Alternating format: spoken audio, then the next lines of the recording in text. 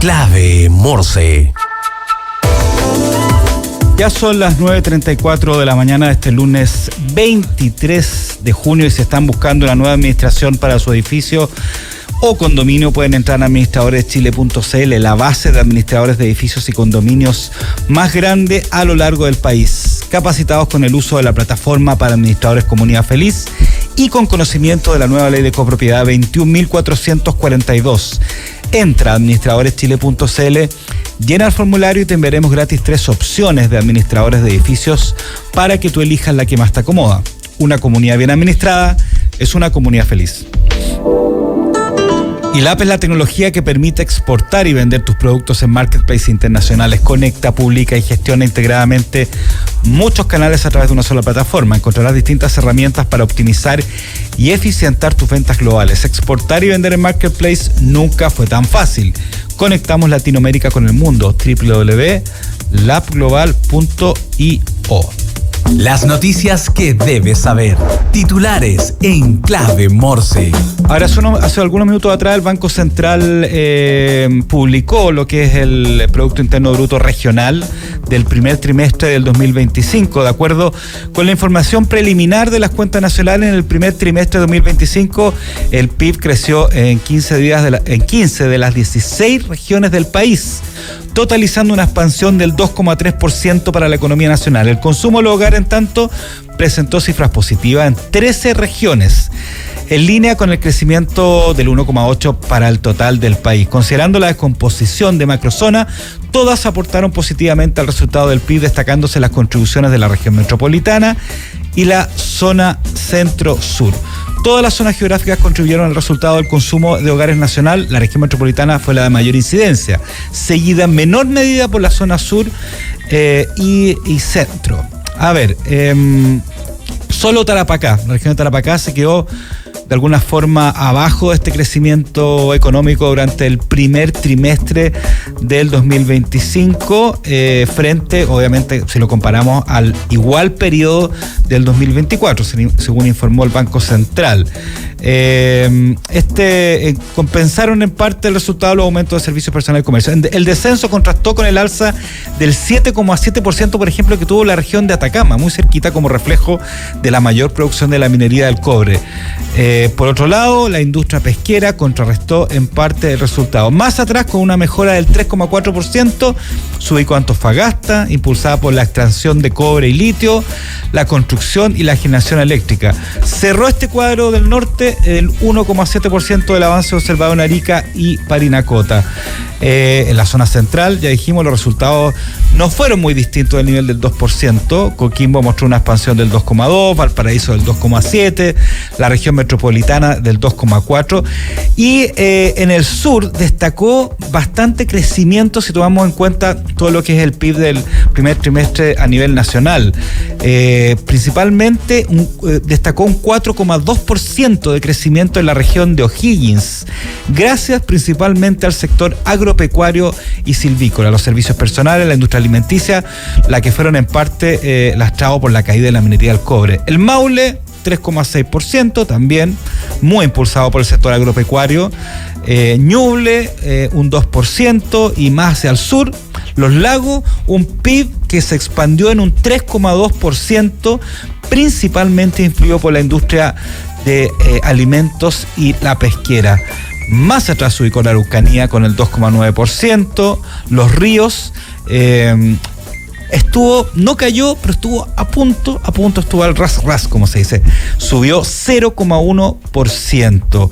Y en el extremo sur, Aysén mejoró bastante, 8,5% de alza con respecto al año anterior, principalmente de la mano de la acuicultura, la construcción y los servicios personales.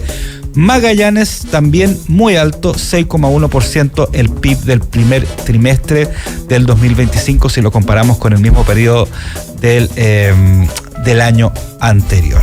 Eso con respecto a lo que son las cifras regionales del PIB presentadas por el Banco Central. Ya, mientras tanto se conecta nuestra entrevistada. ¿Qué más podríamos hablar de este PIB? La verdad es que llamó bastante la atención esta caída de Tarapacá. en contraste con lo que son las regiones más del sur extremo, ¿ya? Ahora sí, ahora estamos con nuestra entrevistada, estamos online con María Cristina Fernández, Managing Director de KPMG Law en Chile.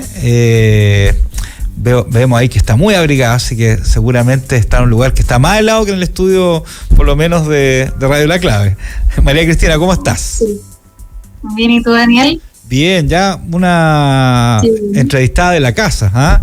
Hace poco estuvimos hablando, justamente. Sí, muchas gracias por esta entrevista.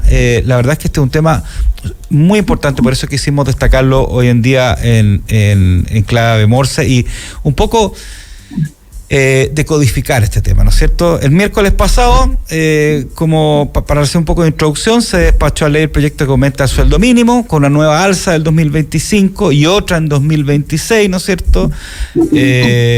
Finalmente, el proyecto quedó listo para ser promulgado, contemplando, como hacía, un incremento a 529.000 pesos a partir del 1 de mayo del 2025 y 539.000 pesos que comenzará a regir desde el 1 de enero de 2026, y eso de alguna forma nos coloca como el país con el mayor sueldo mínimo en la región, entiendo, y va a beneficiar a unos 950.000 trabajadores. Ya, entonces, María Cristina, a ver, primero quería preguntarte un poco ¿cómo llega este proyecto, esta ley, la aprobación de la ley, ¿no es cierto? Después de esta discusión, ¿qué es lo que pasó entre medio? ¿Por qué se llega finalmente a esta cifra y cómo se llega a esta cifra? Mira, claramente desde principios de año que se empezó a discutir lo del ingreso mínimo y el compromiso, ¿no es cierto?, era presentar un proyecto de ley que tuviese en consideración la variación del IPC. Ese fue un poco lo que quedó pendiente desde el año pasado con la última alza del ingreso mínimo. Entonces, a principios de este año, el ingreso mínimo se ajustó de los 500.000 pesos, ¿no es cierto?, el año pasado a estos 510.630 a partir de este año, del 1 de enero del 2025, perdón. Ya, entonces, ahora un poco este compromiso había quedado establecido en la ley. El presidente tenía la obligación de presentar un proyecto de ley donde se incrementara el ingreso mínimo y que se discutiese en este periodo. Y entendería que tuvo un poco algo que ver con el ajuste del IPC, con la variación, pero claramente fue bastante más alto de lo que se había esperado. O sea, igualmente está subiendo 19.000 pesos aproximadamente, lo que no es una variación tan baja.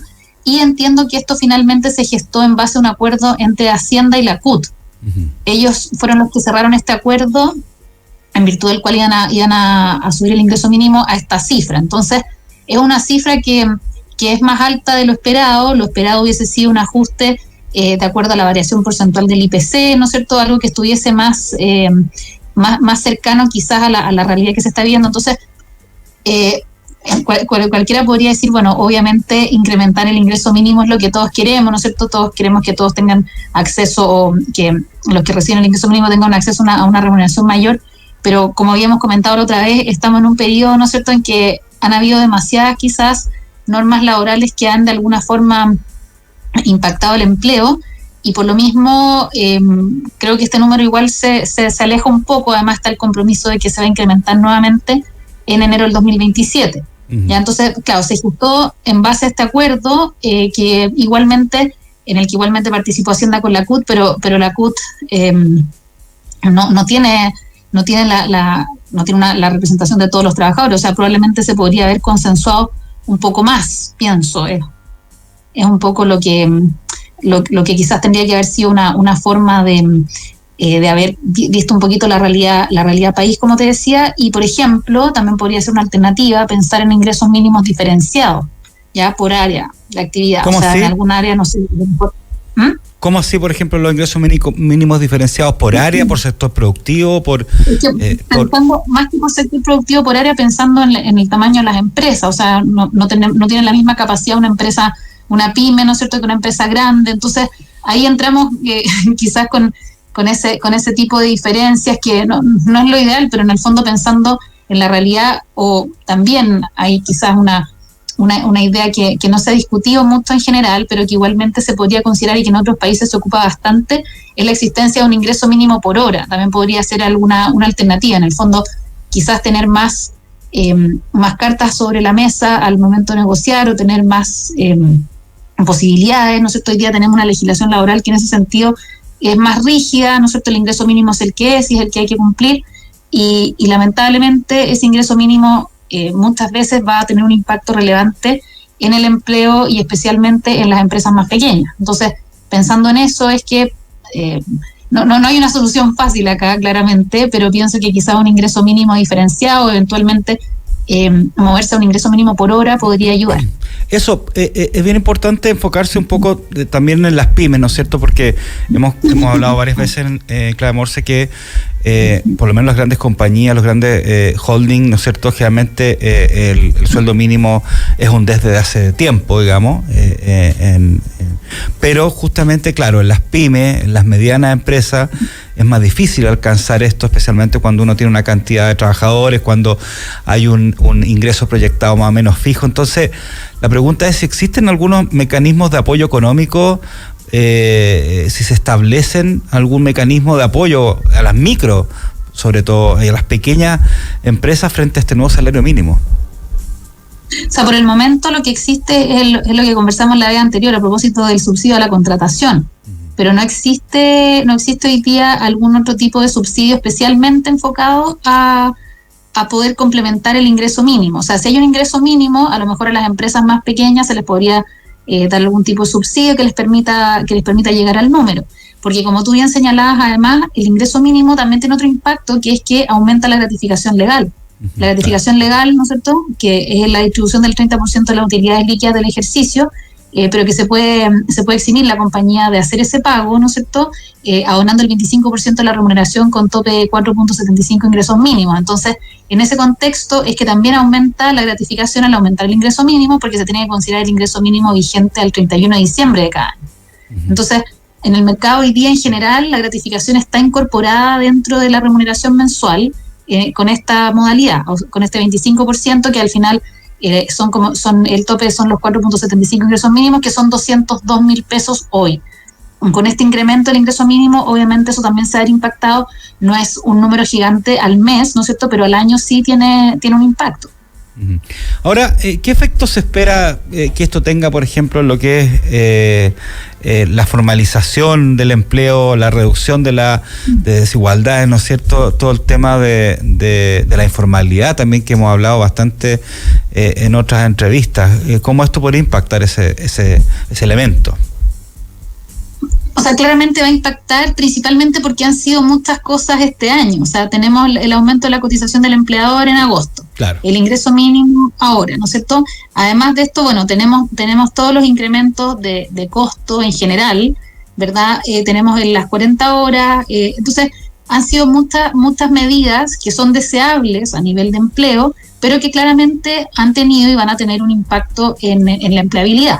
Entonces, aislada cada medida probablemente es buena. El problema es que se han dado todas en un mismo contexto, entonces probablemente van a tener un impacto en el empleo que esperemos se logre estabilizar, porque a la fecha todavía no hemos recuperado todos los empleos prepandemia, claro, ¿verdad? Entonces esa puede ser una comparación. O sea, primero si es que esos empleos prepandemia se demoran, no sé, 5 años más, claramente estas medidas han impactado bastante fuerte el empleo. Si se demora, no sé, 1 año más, igual ya llevamos harto tiempo, ¿no es cierto?, 5 años post pandemia, en que no se ha podido recuperar esa empleabilidad. Entonces claramente eso te muestra que todas estas medidas aplicadas en un periodo bastante corto de tiempo sí han tenido un impacto relevante a nivel de empleo. ¿Podrían afectar finalmente, o cómo proyecta el gobierno que impactará esta medida en lo que es la inflación, en los precios de los bienes y los servicios en general? Claro, lo más probable es que exista algún tipo de inflación en los bienes y servicios, porque el costo finalmente se va a ir traspasando al consumidor.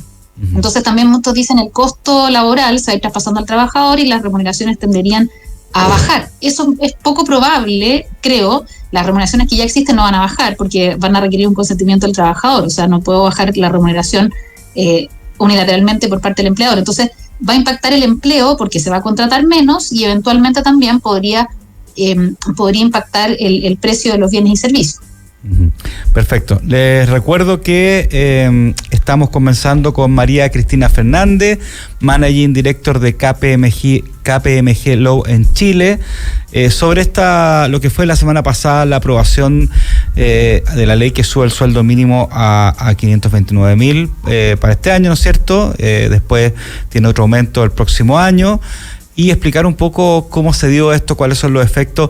Y María Cristina, tú mencionaste algo que se abrió también la posibilidad de seguir aumentando el sueldo mínimo al 2027, aunque este acuerdo es claramente son una cifra que es ahora para el 2025, otra para el 2026, pero se abrió esa posibilidad de este aumento escalonado, que en un principio me acuerdo que la CUT incluso hizo una petición que no fue aprobada, ¿no es cierto?, de aquí, un escalamiento de aquí al 2030, al 2029, claro. Pero se abrió esta posibilidad al 2027, ya.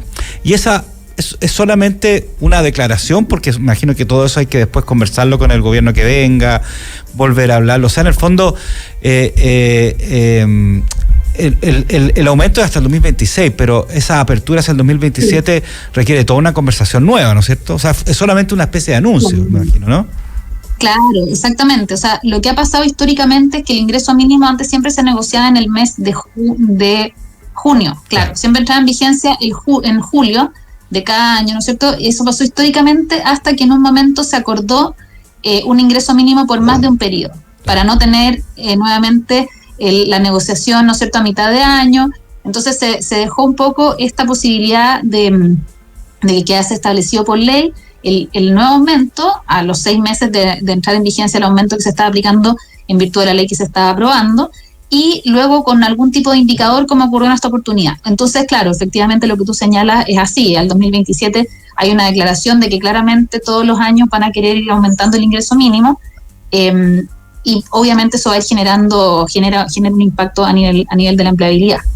¿Qué otros proyectos de ley están dando vuelta hoy en día que son importantes principalmente para todos los que son los temas laborales que deberían por lo menos cerrarse en lo que queda del año?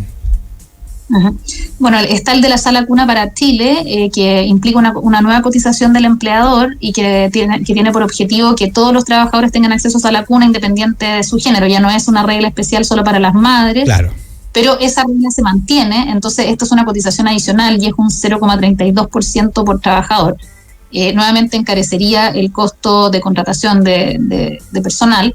Por un lado ese, después hay otro proyecto de ley que pretende eliminar el tope de los 11 años para efectos de las indemnizaciones por años de servicio.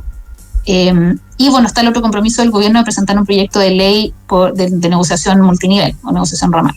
Pero eso todavía no se ha presentado. El que está presentado sí es el proyecto de ley que elimina el tope de los 11 años para las indemnizaciones por término de contrato. Claro, ¿de qué forma podría de alguna forma afectar positiva o negativamente lo que es el comportamiento de la empresa propiamente tal y también de los trabajadores? Que yo creo que es el que va a estar ahora bastante en la noticia, por lo menos en los temas laborales. Claro, ese proyecto probablemente lo que pase un poco, ¿no es cierto?, es que quizás es un poco lo que ya hace nuestra legislación con este costo de salida, es que se beneficien o que se fomente la contratación por periodos cortos. O sea, antes de que el trabajador cumple el año, el empleador no está obligado a hacer el pago de indemnización por años de servicio, solamente le cuesta el mes de aviso. Entonces pensaría que podría haber un impacto ahí. O sea, el empleador diría, bueno, no voy a esperar al año, ¿no es cierto?, mejor termino antes, pago solo el mes de aviso, y queda pendiente solamente el pago del feriado y el mes de aviso si es que. Entonces pienso que puede haber como un incentivo medio perverso. Ahí sí que es un poco lo que pasa hoy día, que los trabajadores, ¿no es cierto?, que tienen un par de años de antigüedad dicen, no me gusta este trabajo, me quiero cambiar, pero no quiero perder mis años de servicio. Es algo que se suele escuchar, o el empleador no quiere terminar el contrato del trabajador porque no tiene caja para poder hacer el pago de la indemnización, o tiene que pedir un crédito. Entonces es efectivamente una dificultad. Perfecto. Por último, te quería preguntar si tú crees que esta alza salarial va a ser suficiente justamente para la calidad de vida de los trabajadores, que por lo menos los que están solicitando, o debe ir acompañada de otras políticas complementarias también, independientemente del lado más empresarial, sino del lado del trabajador. Como te decía, lo deseable siempre es poder incrementar el ingreso mínimo o otorgar subsidios que permitan que todos los trabajadores tengan un ingreso base, ¿no es cierto? Que como te decía, podría ser el ingreso mínimo más algún complemento, algún subsidio que se pueda otorgar en beneficio de los trabajadores que están en ese rango.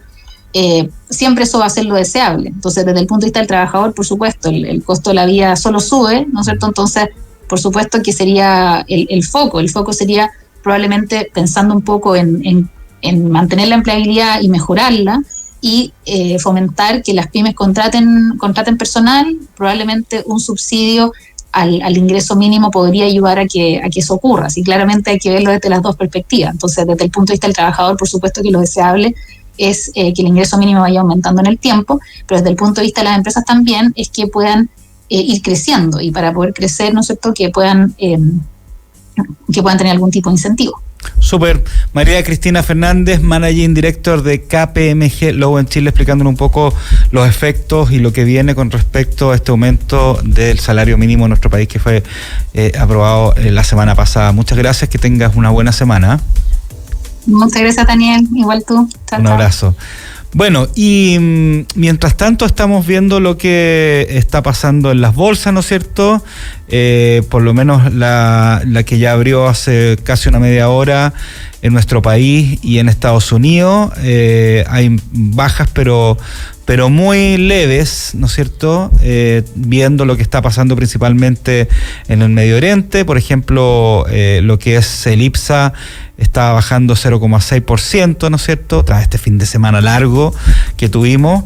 Y con respecto a lo que es, por ejemplo, el Nasdaq, que es el índice más tecnológico de la bolsa de Nueva York, estaba cayendo al principio, en esta media hora, un 0,3%. El Standard & Poor's 500 y el Dow Jones estaban también en variaciones similares, pero todo en expectativa de lo que está pasando en el Medio Oriente, de las decisiones principalmente del gobierno iraní, de Estados Unidos, posiblemente de otros países también, si es que finalmente se produce una mayor escalada en el estrecho de Hormuz. Así que vamos a estar pendientes de eso durante todo el día y por supuesto mañana. Ya viene Emprender es Clave, programa que hacemos junto a la gran María José García Iribarren, donde hablamos de emprendimiento, de pymes, de startup, de scale-up y todo lo que tiene que ver con ese músculo que hace crecer a este país. Los invito a revivir este episodio de Clave Morse en Spotify, en YouTube, invitar a nuestras redes sociales, escucharnos de lunes a viernes de 9 a 10 de la mañana a través de la 92.9 FM y también nuestro sitio web radiolaclave.cl. Un abrazo. Chao.